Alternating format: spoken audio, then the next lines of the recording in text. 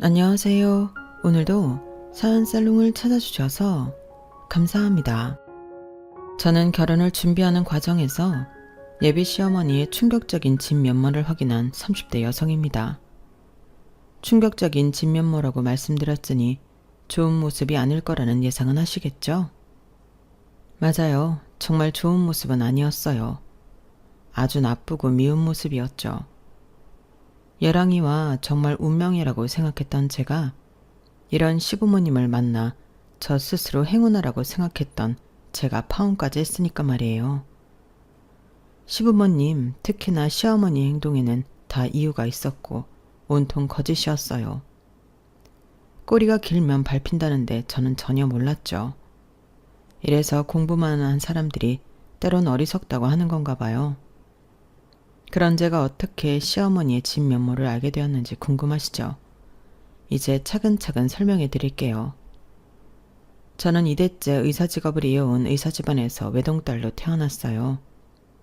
할아버지가 정형외과 의사시고 아버지가 안과 의사세요. 사실 아버지는 통기타를 치는 멋진 뮤지션이 되고 싶었어요. 하지만 아버지는 쉽게 밴드 동아리에 가입할 수 없었어요. 할아버지 때문이었죠. 할아버지는 의사인 당신의 대를 이어 자식 중 하나 이상은 의사가 되어야 한다고 어릴 때부터 입이 닳도록 말했어요. 내가 얼마나 힘들게 여기까지 왔는지, 너희들이 어떻게 삼시세끼 먹고 지내는지 다들 그걸 모르지 않는다고 생각한다. 아버지는 말이야, 남의 땅에 농사를 지어 근근히 살아가는 집안에서 개천에 용이 나듯 의사가 되었어. 얼마나 가난했는지 하루에 한 끼를 굶는 건 아무렇지 않았고 매일 도시락을 싸가는 게 소원이었지. 어떻게 해서든 가난에서 벗어나고 싶었고 그래서 의사가 되기로 결심한 거야. 손에 굳은 살이 박힐 정도로 매일 코피를 쏟는 게 당연할 정도로 공부를 했다. 그래서 결국 아버지는 해냈어. 의대에 붙었지. 아버지가 살던 동네에서 의대에 간 놈은 아버지밖에 없었어. 개천에서 난 용이라고 사람들이 어찌나 칭찬을 하던지 마을에서 잔치가 열리고 난리도 아니었다. 그렇게 최종적으로 의사가 되어서 아버지는 너희 할아버지 할머니를 호강시켜줬어. 그것뿐이냐? 너희 엄마를 만나 너희들을 부족함 없이 키웠어. 이제 아버지의 소원은 그것 하나야. 너희 5남매 중에 의사가 하나 나오는 것. 둘이어도 좋고 셋이어도 좋다. 하지만 하나는 꼭 나와야 돼. 내가 그렇게 만들 거다. 그러니 다들 공부 열심히 해. 알겠지? 그래서 장남인 아버지는 뮤지션의 길을 포기하고 공부를 했고 의대에 진학했어요. 물론 아버지는 지금도 여전히 음악을 사랑하세요. 안과에 흐르는 음악도 모두 아버지가 리스트업한 음악일 정도로요. 하지만 할아버지의 욕심은 여기서 그치질 않았죠. 사실 할아버지는 저를 처음부터 예뻐하진 않았어요. 제가 장남의 딸이기 때문이었죠. 할아버지는 당신의 딸들, 저에게는 고모들이죠. 고모들이 딸이어서 영특하지 못해 의사가 되지 못했다고 생각했어요. 그래서 저도 마찬가지라고 생각했던 거죠. 하지만 손주들 중 제가 가장 영특했어요. 사실 작은아버지도 의사고 아들만 셋이에요. 그런데 작은아버지의 아들들은 공부에 취미가 없었어요. 제가 한 번도 받아보지 못한 점수를 받더라고요. 그런데도 기죽는 거 하나 없었어요. 물론 작은아버지는 할아버지를 볼 면목이 없어서 명절 이외에는 할아버지를 찾아가지 않았어요. 반면에 저희 아버지는 영특한 저를 자주 할아버지에게 데리고 갔어요. 그리고 할아버지도 제가 영재원에 갈 정도로 영특하다는 사실을 알고 저를 예뻐하기 시작했죠. 그러면서 할아버지는 제게 의사가 되어야 한다고 했어요. 수연아, 공부를 잘하는 사람은 의사가 되어야 한다. 의사가 되면 얼마나 좋은 줄 아니? 너도 자신만만하게 살 수 있고 남을 위한 일이니 보람도 크지. 그러니 너는 커서 꼭 의사가 되어야 한다. 그리고 아버지도 어머니도 제가 의사가 되길 바라셨죠.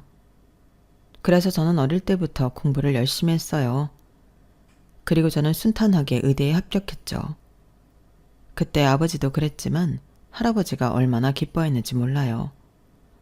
할아버지는 당시 병원에 계셨는데 제 합격 소식을 듣고 기력이 없는 와중에도 저를 따뜻하게 안아주셨어요. 수연아, 나는 네가 의사가 될 줄 알았다. 아직 의사는 아니지만 나는 네가 포기하지 않을 거란 걸 알아. 이대로 멋진 의사가 돼주렴. 할아버지가 기도하마. 그리고 아들아, 수연애비야. 내가 지금 가지고 있는 건물을 너한테 줄 테니 거기에 나중에 수연이 개원시켜라. 이게 내가 수연이에게 해줄 수 있는 마지막 선물 같구나. 아버지, 무슨 소리세요? 수연이 개원은 제가 알아서 해줄 테니까 걱정 마세요. 그래 아버지, 무슨 형한테 건물을 줘요. 아무리 아버지가 원하는 대로 소녀가 의사가 됐지만 그거랑 건물은 완전 다른 거라고요. 약속대로 형제들끼리 나눌게요. 너는 지금 그런 소리가 하고 싶어? 지금 아버지가 아프신데? 그건 그거고 이건 이거지. 아주 좋겠어. 의사 딸 둬서 건물 준다는 소리도 듣고. 형, 솔직히 말해. 수연이 개원시켜주라는 게 아니라 형 병원 옮길 거지? 아직 받지도 않았는데 그런 고민은 왜 해? 그나저나 너 말이 좀 뾰족하다. 그러게 잘난 아들 의사 만들어보지 그랬어. 뭐? 형 말 다 했어? 애가 내 마음대로 돼? 따지고 보면 형이 수연이 의사 맞는 것도 아니잖아. 그냥 얘가 스스로 잘한 거지. 자식이 어떻게 내 마음대로 되냐? 그리고 우리 아들들이 수연이보다 머리는 더 좋을걸? 걔네들은 그냥 엉덩이 힘이 약한 것뿐이야. 그걸 근성이라고 하지. 근성도 특기라면 특기야. 능력이라고. 형, 정말 다들 그만하지 못해. 그깟 건물이 뭐라고 이렇게 어린애처럼 싸우는 거냐? 너희들이 싸운다고 해도 내 마음은 변함이 없다. 애초에 수연이를 주려고 했던 것도 아니야. 의사 손주가 생기면 그 아이를 위해 쓰기로 한 거다. 그러니 번복은 없어. 아버지, 그럼 딸들인 우리한테는 건물을 애초에 줄 생각이 없었단 말이에요? 왜 없어? 너희들도 의사 자식 만들면 주려고 했다. 3대째 의사 집안이라는 타이틀은 없겠지만 그것도 염두했어. 그러니까 수연아, 좋은 의사가 되어라. 보람을 느낄 줄 아는 의사가 되어서 할아버지를 기쁘게 해주겠니? 저는 고개를 끄덕이고 다시 할아버지와 포옹을 했어요. 물론 할아버지는 제가 의사 면허를 따기까지 기다려주지 않으시고 돌아가셨지만요. 그래도 하늘에서 다 지켜보고 계실 거라고 생각해요. 제가 의사가 되기를 누구보다 바란 분이니까요. 그리고 저는 할아버지의 선물 덕분에 다른 친구들보다 안정적으로 공부를 할 수 있었어요. 그렇다고 열심히 하지 않은 것은 아니에요. 저는 인기과인 성형외과 레지던트에 단번에 그것도 수석으로 합격했어요. 그리고 레지던트를 하는 동안에 교수님들의 러브콜을 많이 받았죠. 다들 저보고 교수가 되라고 난리였어요. 하지만 저는 교수보다도 연구보다도 실무에 참여하고 싶었어요. 그래서 펠리오를 2년 정도 하고 나서 돌아가신 할아버지의 말씀처럼 아버지의 건물에서 개원을 하게 되어요. 제가 개원을 하자 저를 아껴주신 교수님들, 같이 공부한 동기, 선후배들, 그 밖의 지인들이 분에 넘칠 정도로 축하를 해주었죠. 누구는 화분을, 누구는 공기청정기를, 누구는 정수기를, 정말 많은 축하와 선물을 받았어요. 그러니 돌아가신 할아버지 생각도 나더라고요. 제가 이렇게 멋지게 개원한 모습을 보고 돌아가셨더라면 좋았을 텐데 하고요. 그래서 저는 다짐했어요.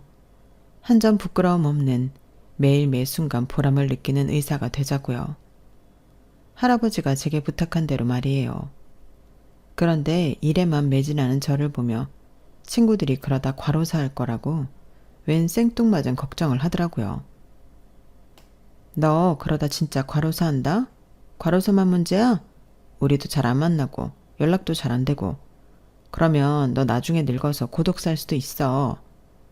왜 만나자마자 불길한 소리야. 나 아직 안 죽어. 너 병원 영업시간 끝나도 논문 보고 그러느라 늦게 퇴근하지. 주말에도 또 논문 보고. 아니면 병원 출근하고 그러는 거 누가 알아줄 것 같아? 자기 몸도 챙기면서 해야지. 누가 몰라줘도 돼. 나만 알면 되지. 그리고 너희들도 알아주잖아. 우리 할아버지 이야기 전에도 해줬지? 그래서 난 우리 할아버지를 봐서라도 꼼수 안 부리고 환자를 더 깊이 생각하고 자주 보람을 느끼는 의사가 되어야 해. 우리 할아버지도 그랬거든. 우리 할아버지는 봉사도 다니고 그랬는데 난 영 시간이 안 되네.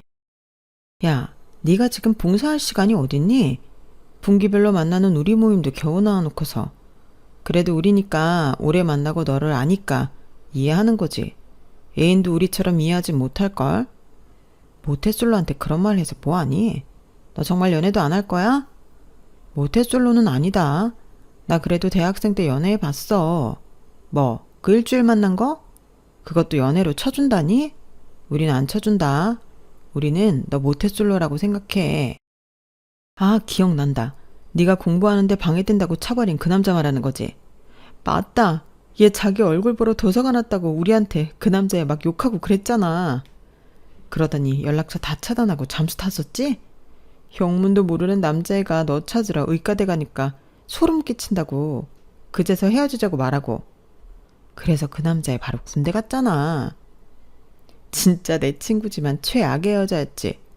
그 후로 남자 만난 적 없잖아. 아무리 그래도 최악의 여자라니 말이 좀 심하잖아. 내가 그때 얼마나 힘들었는데.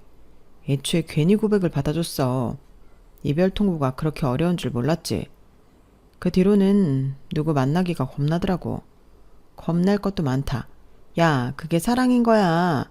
뭐 하는지 궁금하고 보고 싶고 그런 게 사랑이지. 너는 아직 덜 컸어. 사랑도 모르는 애송이라니까. 정말 남자 만날 생각 없는 거야? 그래도 네 스펙이면 소개팅 하자고 하는 사람 많을 텐데. 소개팅은 싫어. 나는 운명을 믿는다니까. 언젠가 내 짝에 나타나겠지. 만날 수밖에 없는 상대가. 참 복에 겨운 소리다. 하지만 그게 정말 복에 겨운 소리는 아니었어요. 이후에 저의 운명이 찾아왔으니까요. 제 병원 개원 때부터 오래 다닌 여사님이 계세요. 그 여사님은 제 병원을 오래 다녀주는 것도 모자라 지인들에게 제 병원을 소개해줘서 단골을 늘릴 수 있게 도와준 분이기도 하세요. 아주 감사한 분이죠. 제 병원 VVIP세요. 감사한 마음에 저는 추가 시술을 해주거나 할인을 해주기도 했어요. 그러니 여사님은 그게 고마워서 올 때마다 저를 위해 간식거리를 사오거나 가끔은 화분이나 꽃을 사오기도 했어요. 인정이 넘치는 분이죠. 그리고 올 때마다 서로 안부를 묻고 친근한 대화를 주고받기도 했어요. 그러던 어느 날이었어요. 그날따라 여사님이 아들 자랑을 많이 하더라고요. 저는 잠자코 듣고 있었는데 돌연 자기 아들과 만나보지 않겠냐고 묻는 거 아니겠어요? 우리 아들도 의사예요. 성형외과 의사는 아니고 내과 의사인데 저기 근처에서 이번에 개원했어요. 아, 정말요? 전혀 몰랐네요. 내가 말을 안 했으니까. 의사 아들 있다고 하면 다들 지나치게 관심을 보인달까요? 그게 난 좀 부담스럽더라고. 네, 그러실 수 있죠. 우리 아들은 어릴 때부터 공부를 잘했어요. 영재원까지 갔는데 얘가 자유로운 영혼이라 적응을 잘 못하더라고요. 뭐 그렇다고 우리 아들이 문제가 있는 건 아니고 정말 자유로운 영혼이라 그래요. 저도 영재원 나왔는데 어디 영재원이에요? 그 큰 대형 서점 사거리에 있는 영재원이었어요. 어머, 저도 거기 나왔는데 만났을 수도 있었겠네요. 그래요? 이런 우연이 다 있네. 우리 아들은 초등학교 4학년까지만 다녔어요. 그런데 우리 아들이 의사 선생님보다 나이가 많아서 마주치지 못했을 거예요. 아, 그러시구나. 의사 선생님 나이가 어떻게 됐죠? 저 올해 36이에요. 어머, 우리 아들이랑 2살 차이네. 딱 좋다. 2살이면 딱 좋지. 안 그래요? 네, 그렇죠. 우리 아들이 또 내 말을 얼마나 잘 들어주고 다정하다고요. 원래 엄마한테 잘하는 애들이 와이프한테도 잘한다니까? 이 휴대폰, 이것도 우리 아들이 바꿔준 거예요. 내가 통화가 잘 안 된다고 한마디 했는데 그날 바꿔주더라니까? 내가 딸도 하나 있는데 걔는 영 딴판이에요. 딸 하나 여자를 안 부럽다더니 우리 집은 완전히 반대라니까? 아드님이 정말 다정하신가 봐요. 의사 선생님도 다정한 남편이 좋죠. 게다가 우리 아들은 의사고 이제 막 개원해서 앞으로 떼돈 벌 일만 남았다니까? 이런 기회를 놓치면 안 돼요. 기회요? 선생님, 우리 아들이랑 만나볼래요? 내가 정말 선생님 같은 며느리를 넣는 게 소원이었어서 그래. 그리고 내가 의사 선생님을 오래 봤잖아. 성격도 그렇고 겉보기도 그렇고. 게다가 부부가 둘 다 의사면 얼마나 좋아. 서로 고충도 더 잘할 테고 의지도 되고. 안 그래요? 아무리 그래도 너무 갑작스러워서요. 같은 영재원 나온 것도 인연인데 부담 없이 한번 만나봐요. 물론 후회 안 할 거라고 나는 100% 장담해요. 여사님이 그렇게 자기 아들과의 소개팅을 권유했고 저는 얼떨결에 여사님 아들 휴대폰 번호를 받았어요. 그럼 나중에 그 번호로 연락해봐요. 내가 미리 아들한테 의사 선생님한테 연락 갈 거라고 말해 놓을게요. 그렇게 여사님이 병원을 나가고 처음에 저는 받은 번호로 연락을 하지 않을 생각이었어요. 소개팅은 싫다고 전에도 말씀드렸잖아요. 하지만 이상한 끌림이 있었어요. 물론 단골 고객을 이런 이유로 잃을 수 없다는 생각도 있었지만 인심이 좋고 다정한 여사님을 보면서 저는 이런 시어머니라면 결혼을 해도 좋을 것 같다고 생각했으니까요. 그래서 저는 소개팅을 나가게 되었어요. 그리고 저는 소개팅도 완벽한 운명의 자리가 될 수 있다는 걸 알았죠. 소개팅은 휴대폰 번호를 받은 그 주 주말에 이루어졌는데요. 저는 레스토랑에 들어가자마자 여사님의 아들이 누구인지 알 수 있었어요. 물론 여사님과 닮은 외모 때문이기도 하지만 느낌이 왔거든요. 그리고 서로 소개를 하고 이야기를 하는데 저희는 운명처럼 공통점이 참 많았어요. 문자로 말씀드렸지만 저는 김수연이고 은행 사거리에서 정형외과를 운영하고 있어요. 네, 저는 심상훈이라고 합니다. 내과를 운영하고 있어요. 개원한 지는 얼마 안 됐습니다. 1년 반 조금 넘었나? 저도 얼마 안 됐어요. 의대는 어디 나오셨어요? A대학교 나왔습니다. 수연 씨는 저도 A대학 나왔는데 우연이네요. 그러게요. 제가 학교를 조용히 다녀서 아마 모르시는 게 당연해요. 저도 마찬가지인데요, 뭘. 공부만 했거든요. 그럼 인턴은 어디서 하셨어요? 저는 A대학병원에서 인턴했어요. 와, 정말 신기하다. 저도 거기서 인턴했어요. 그런데 그땐 왜 못 뵀죠? 제가 인턴하고 다른 병원으로 레지던트 갔어요. 제가 존경하는 교수님이 기본경에 계셔서요. 그래서 아마 만나지는 못했을 거예요. 아, 그러셨구나. 그런데 요새 많이 바쁘시죠? 개원 초에는 이래저래 할 일이 많잖아요. 그래서 저는 친구들한테 엄청 욕먹었어요. 얼굴도 안 보여줄 거냐면서 저희 부모님 얼굴도 겨우 보는데 웃기죠? 좋은 친구들을 두셨네요. 대학 동기들이에요? 아니면 고등학교 친구? 중학교 친구들이에요. 제가 A 여자중학교 나왔거든요. 정말 우연이네요. 저는 S 남자고등학교 나왔어요. 아시죠? A 여자중학교 바로 옆에 있는 고등학교요. 정말요? 정말 엄청난 우연이네요. 저희 우연이 참 많네요. 그러게요. 운명이라고 불러도 될 것 같아요. 그것뿐 아니라 여사님 아들과 저는 가장 좋아하는 영화라든지 좋아하는 음악 장르라든지 입맛이나 심지어 원하는 신혼여행지까지 같았어요. 정말 여사님 아들의 말대로 운명이라고 해도 무방했죠. 그렇게 저희는 운명 같은 첫 만남이 끝나고 자연스럽게 사귀게 되었어요. 이제 소개팅도 운명이 된다는 제 말이 믿겨지시나요?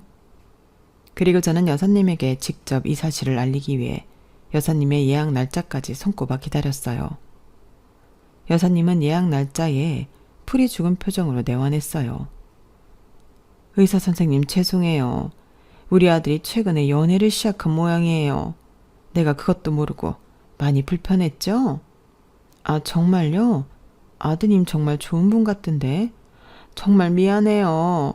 선생님 같은 여자가 또 어디 있다고. 그런데 그가 좋아해요. 아드님 저 만나러 계속 나간 거예요. 네? 정말요? 정말 의사 선생님하고 사귀는 사이가 된 거예요? 네.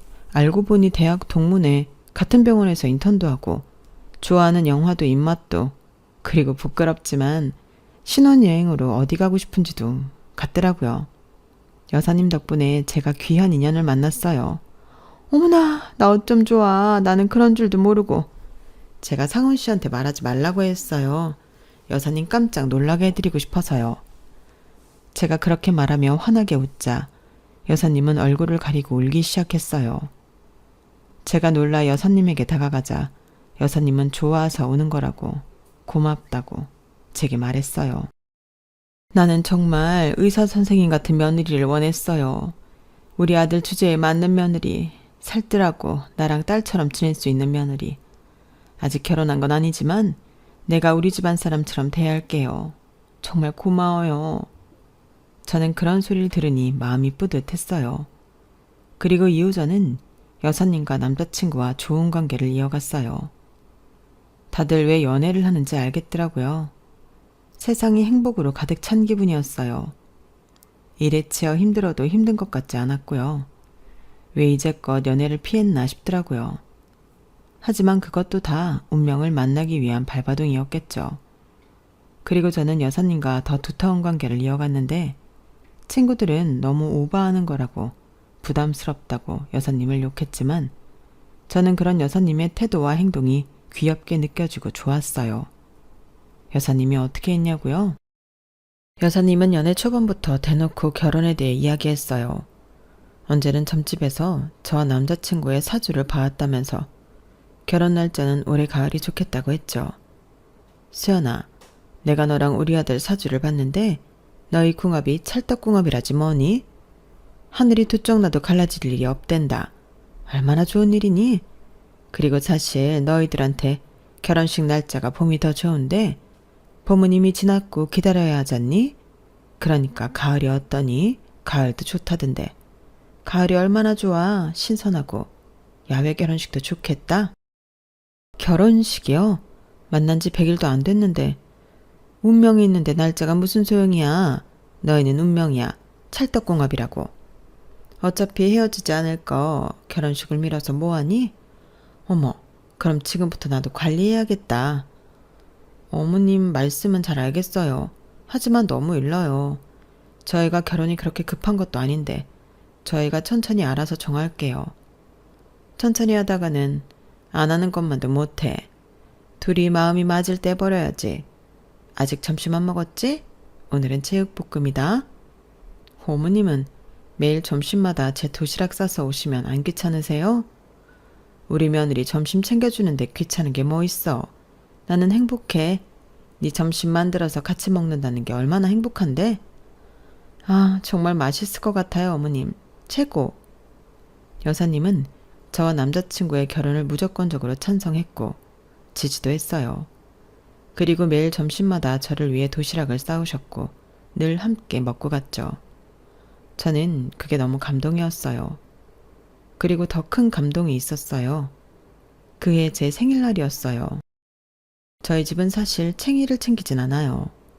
저희 아버지는 의사, 저희 어머니는 고등학교 수학교사로 모두 이과생이세요. 그래서 실용적이고 생산적인 걸 좋아하고 지나친 의미부여를 싫어했죠. 그래서 생일을 챙긴 적이 없어요. 돌 때 이후로 없었죠. 그런 제가 처음으로 생일날 미역국을 먹었어요. 제 생일을 어떻게 알았는지 그날 도시락으로 여사님이 미역국을 싸우셨더라고요. 아주 따뜻하게 보온병에 넣어서요. 게다가 반찬은 소고기 장조림에 잘 익은 김치, 잡채, 계란말이. 정말 따뜻하고 감동적인 한상이었어요. 그리고 여사님의 지휘 아래 같이 일하시는 간호사분들이 제 케이크를 들고 진료실로 들어왔어요. 축하 노래를 듣고 초에 불을 끄는데 눈물이 나더라고요. 물론 친구들도 저에게 생일 축하를 해준 적이 있지만 그것도 여사님이 해준 것은 달랐어요. 저를 가족이라고 생각하는 분이니까요. 제가 울자 여사님과 동시에 간호사들도 당황했지만 모두 저를 안아주며 토닥여주더군요. 저는 너무 감동했어요.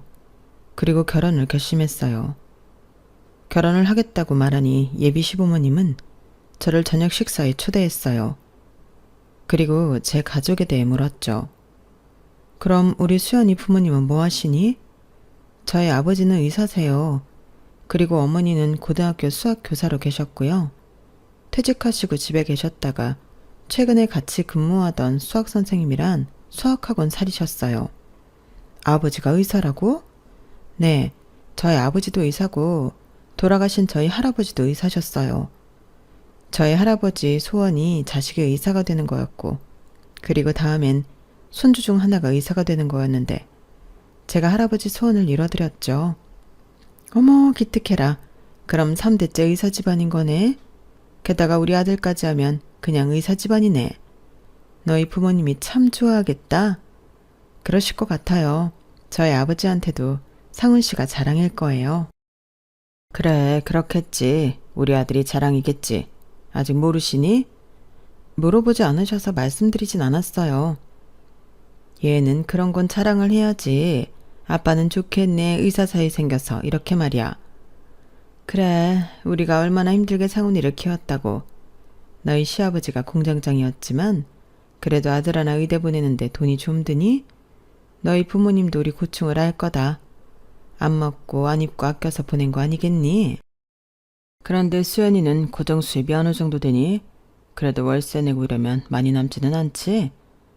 저는 월세 안 내요. 아버지 건물에서 개원한 거라 월세는 따로 안 내요. 관리비 정도만 내서 괜찮아요. 뭐? 아버지 건물이라고 그게? 네, 저희 할아버지가 저 개원시켜주라고 아버지한테 상속한 건물이에요. 그럼 아버지는? 아버지도 개인 병원 한다며? 그 건물도 설마? 그 건물은 저희 외할머니 건물이에요. 그래서 아버지도 따로 월세 안 내세요. 그럼 외할머니는 너희 어머니한테 상속한대?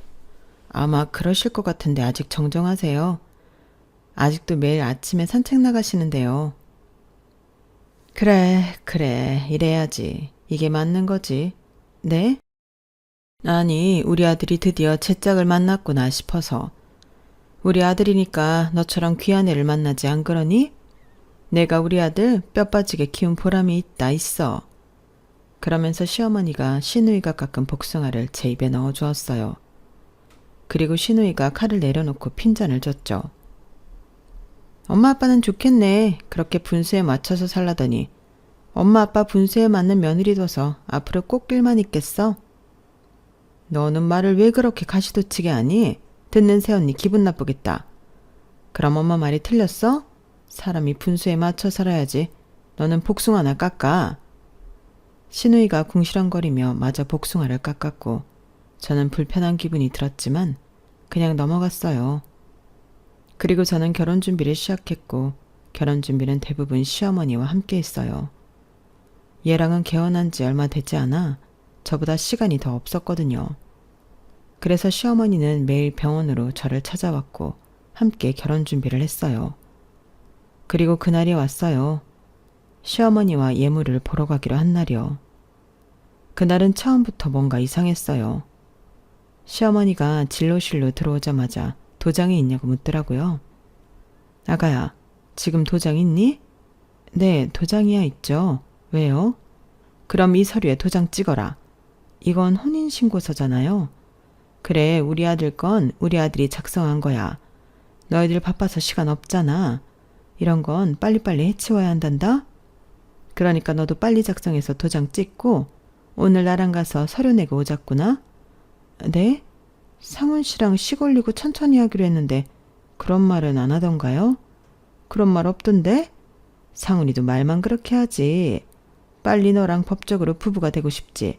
안 그래? 너는 남자 마음을 영 모른다. 그러더니 시어머니는 정말 제가 혼인신고서를 작성하고 도장을 찍기를 기다렸어요. 저는 좋게 시어머니를 타일렀죠. 그러니 시어머니는 예랑이와의 결혼에 마음이 떠났냐고 다그쳤어요. 너 설마 우리 상훈이랑 결혼하는 거 싫니? 마음이 뜬 거야? 아니요, 어머님. 제가 왜 그러겠어요. 저희 상견례도 다 했고 그럴 리 없잖아요.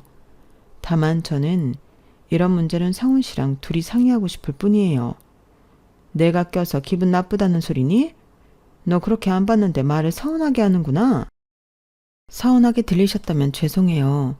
그래도 저희 두 사람이 법적으로 부부가 되는 일인데 같이 가서 제출하고 싶어요. 그게 더 의미가 있잖아요. 어머님은 마음이 너그러우시니까 제 마음을 이해할 거예요. 그렇죠, 어머님? 이해하시죠? 절대 어머님이 껴서 불편한 게 아니에요. 제가 그렇게 말하자 시어머니는 마음이 누그러졌는지 아무 말도 안 했어요. 그리고 저희는 예물을 보러 갔죠. 그런데 시어머니가 생전 묻지도 않던 저희 부모님 안부를 묻더라고요. 사돈 어른들은 잘 계시니? 병원이랑 학원은 문제 없고? 네, 아버지 병원에는 사람이 늘 많아요. 왜 어머님도 그전부터 저희 아버지 안과 아셨다고 했잖아요. 다니기도 하셨고요. 저희 아버지 연세는 있으시지만 아직 열정이 넘치셔서 계속 하실 것 같아요. 어머니도 마찬가지고요. 그 사이에 학원생이 더 늘었다던데요. 저희 어머니가 가르치시는 데에는 재주가 뛰어나세요. 어릴 때 수학은 어머니한테 배웠다니까요. 그렇구나. 앞으로 더 벌 수 있어서 부럽구나. 우리는 이제 너도 알다시피 너희 시아버지가 일을 그만두셨잖니. 아무래도 공장장까지 하셨는데 현장직으로 적응하기 힘들죠. 저는 아버님 마음이 충분히 이해가 되어요. 그래도 6개월 동안은 열심히 하셨잖아요. 다른 인연이 있을 거예요. 그걸 언제까지 기다리니? 그리고 너희 시아버지 이제 다 늙었어. 늙어서 몸 쓰는 일은 영 아니야. 그렇다고 머리 쓰는 일은 써주질 않을 거고. 그래서 내가 걱정이 이만저만이 아니야. 그러시겠어요. 그래도 노후 준비하셔야 하는데. 그래서 그런데 너희가 우리한테 용돈을 줄 수 없겠니? 네? 많이는 바라지 않으마. 한 달에 200만 원? 300만 원 안에서 너희가 용돈만 주면 그래도 우리가 숨통이 트일 텐데. 아니 빈말이 아니라 사돈 어른들은 아쉬울 게 없잖아. 그러니 나눠줄 거 한꺼번에 준다고 생각하고. 그건 제가 나중에 상훈 씨랑 상의해 볼게요. 그래. 그리고 네 병원 있는 건물은 언제 네 명의가 되는 거니? 사돈 어른 돌아가시면? 참, 기약이 없구나. 내가 혜택을 받을 수 있을런지 모르겠네. 네? 아직 그런 이야기는 오고 가지 않았는데 아버지가 저한테 꼭 물려준다는 말도 안 했어요. 저는 이 정도면 충분해요. 솔직히 지금처럼 월세 안 내는 것만 해도 얼마나 큰 도움이고 복이에요. 이거면 충분하죠. 너는 의사까지 된 애가 그렇게 욕심이 없어서 어쩌니? 욕심도 재산이다. 그래도 나중에 그 건물이 네 명의가 되면 우리 소원이 미용실이나 하나 해주거라.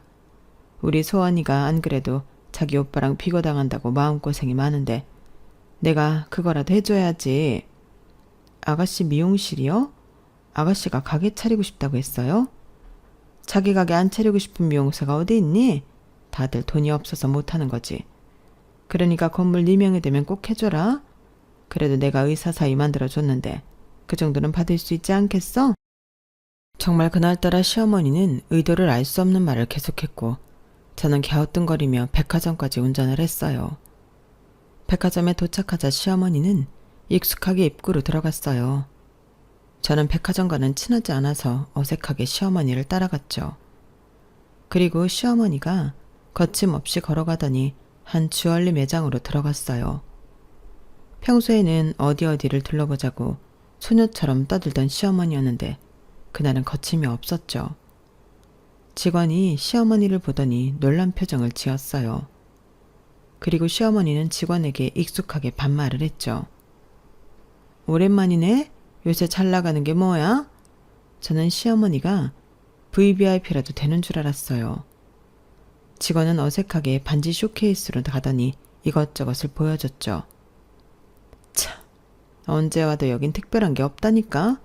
다른 것도 좀 보여줘. 시어머니는 제가 아는 모습과 전혀 달랐어요. 저는 가시방석에 앉은 듯이 마음이 불편했어요. 시어머니는 직원이 새로 가져온 반지들도 마음에 들지 않는 듯 콧방귀를 끼며 손사래를 쳤어요. 정말 발전이 없네. 이런 브랜드에서 일하는 거 부끄럽지도 않아? 다른 거 더 보여드릴게요. 됐고, 걔는 어딨어? 병가 내셨어요? 몸이 좀 안 좋으셔서. 몸이 안 좋긴 무슨, 나약해 빠져가지고. 그래서 이 험한 세상을 어떻게 살아가겠다는 건지. 걔 부모가 불쌍하다. 어머님, 여기 아시는 분이 있으세요? 아, 잘 아는 건 아니고 예전에 알던 사이였어. 우리 아가가 신경 쓸 애는 아니야. 아, 여기는 내 며느리 될 사람이야. 의사고. 개원했어. 꼭 전해. 어차피 나온 거 일일이 보고할 거잖아. 시어머니 말에 직원이 얼굴을 피했어요. 다 됐고 이제 다른 거 더 보여줘. 난 여기서 꼭 우리 며느리 반지 맞출 거니까. 디씨 해줄 거지? 그러면서 시어머니는 매장 군데군데 있는 쇼케이스를 들여다봤어요. 그리고 직원이 제게 다가왔죠. 저에게 의문의 종이를 건네더라고요. 그리고 의미심장한 말을 했어요. 제가 준 번호로 꼭 연락해 보세요. 저는 그날따라 분위기가 심상치 않던 시어머니의 눈치를 보며 백화점 밖으로 나갔어요. 그리고 그 번호로 전화를 걸었죠. 상대는 전화를 금방 받았어요. 그리고 간단하게 자신을 소개했죠. 안녕하세요. 저는 상훈 씨 전 애인 한지연이라고 합니다. 네? 상훈 씨 전 애인이요? 왜 저한테 전화를 하라고 하셨어요? 걱정 마세요. 미련이 있다거나 다시 재회를 하고 싶어서 그런 건 아니니까요. 저는 상훈 씨한테도 정이 떨어졌거든요. 그럼 저한테 전화를 하라고 한 이유가 뭔가요? 상훈 씨 어머니의 진짜 얼굴을 알려드리려고요. 진짜 얼굴이요? 상훈 씨 어머니는 악마예요.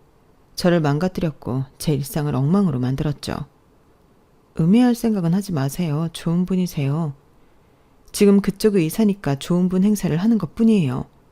지금부터 잘 들어보세요. 저기요. 저는 상훈 씨랑 6년을 교제했고 2년쯤 만났을 때 상훈 씨 부모님을 처음 만났어요. 그때부터 상훈 씨 어머니는 절 좋아하지 않았죠. 제가 백화점에서 물건이나 파는 여자라는 게 싫었던 모양이에요. 게다가 집안도 넉넉치 않아 절 미워했어요. 하지만 저희는 꿋꿋이 사랑했어요. 저희는 서로 힘든 시기를 같이 극복해가며 두터운 사랑을 했어요.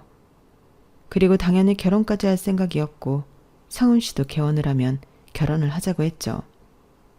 물론 그동안에도 상훈 씨 부모님이 저를 탐탁치 않게 생각했지만 한때라고 생각했어요. 자식 이기는 부모 없다잖아요.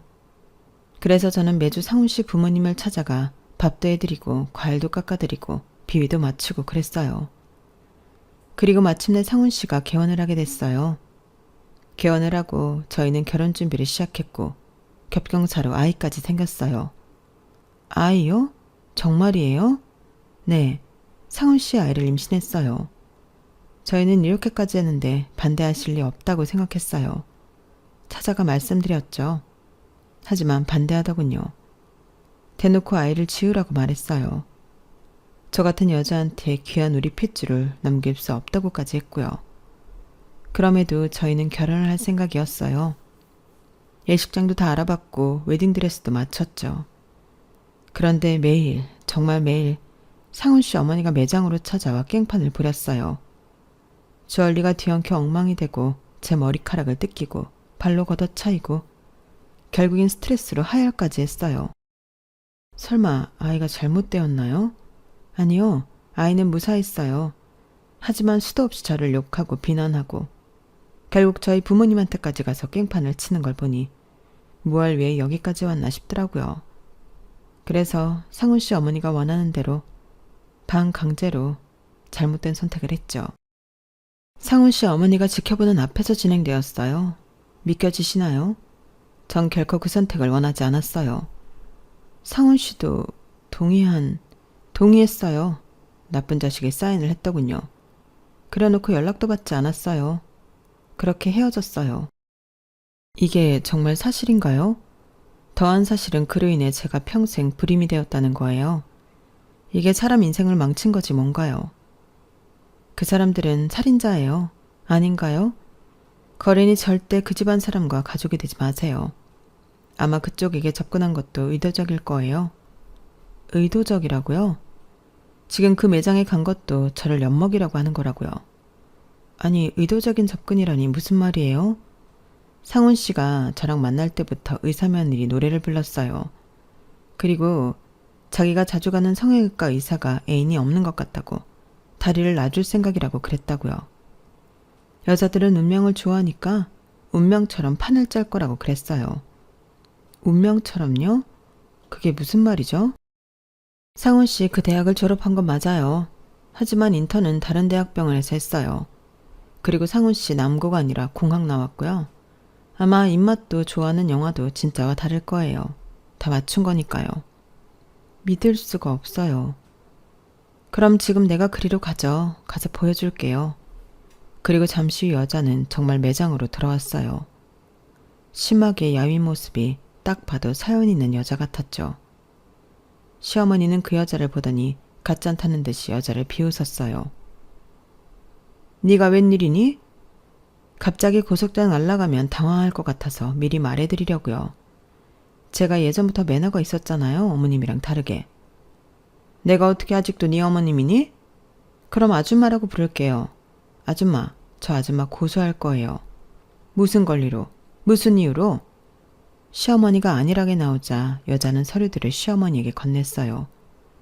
시어머니가 한 장 한 장 살피더니 얼굴이 새하얘졌어요. 그리고 종이를 우수수 떨어뜨렸죠. 저는 종이를 집어들고 한 장씩 읽어봤어요. 그건 중절 수술 후 불임 판정을 받았다는 의사 소견서와 정신과 상담 기록, 폭행과 협박의 증거들, 마지막으로 이에 대해 어떻게 고소를 해야 하는지 변호사의 조언이 담긴 서류였어요. 저는 이 상황을 믿을 수밖에 없었죠. 어머니, 이거 정말 사실이에요? 아니다, 아가야. 정말 아니야. 너는 내가 이런 무시무시한 일을 저지를 사람으로 보이니? 네가 늘 그랬잖아. 어머님은 소녀 같다고. 내가 어떻게 이런 일을 저지르겠니? 너 이 여우 같은 기집애 당장 아니라고 말해. 사실이 아니라고 해. 제가 증거도 없이 개길 줄 알았어요, 아줌마? 이거 잘 봐요. 이거 다 아줌마가 한 짓이잖아. 나한테 내 소중한 것을 빼앗아간 것도 모자라 내 온몸을 엉망으로 만들었잖아. 어떻게 책임질 거야? 내 인생 어떻게 책임질 거냐고. 넌 어차피 우리 아들의 짝이 될 수 없는 애야. 너 같은 게 어떻게 우리 핏줄을? 그러게, 알아서 떨어졌었어야지. 더 말할 것도 없어요, 아줌마. 내가 오늘 당장 고소할 거니까. 기다려요. 법정에서 보자고요. 누가 이기는지. 그렇게 여자가 매장을 나섰고 저와 시어머니는 어색하게 차를 타고 집으로 돌아갔어요. 그리고 저는 예랑을 만났죠. 예랑은 과거를 순순히 인정하더라고요. 그리고 저를 만난 순간부터 지금까지 모두 거짓이라는 것도 인정했어요. 이제껏 모두 거짓말이었다고? 그래, 난 단 한 번도 너를 사랑한 적 없어. 모든 게 다 계획이고 어머니의 뜻이야. 저는 너무 충격을 받아서 병원 들여올 수 없었죠. 그리고 닷새 뒤에 시어머니가 저를 찾아왔어요. 울면서 호소하더군요. 자기는 잘못이 없고 그 여자가 미친 거라고 말하더라고요. 그 애는 지금 미쳤어. 아니, 원래부터 제정신이 아니었어. 정말 고소를 했다니까? 아가야, 나 좀 도와줘라. 너 아는 변호사 없니? 있지? 너 정말 이대로 내가 감옥 가게 할 거야? 저는 듣다 화가 나서 소리를 빽 질렀어요. 제가 험한 소리를 낸 건 그때가 처음이어서 시어머니가 화들짝 놀라 딸꾹질까지 하더라고요.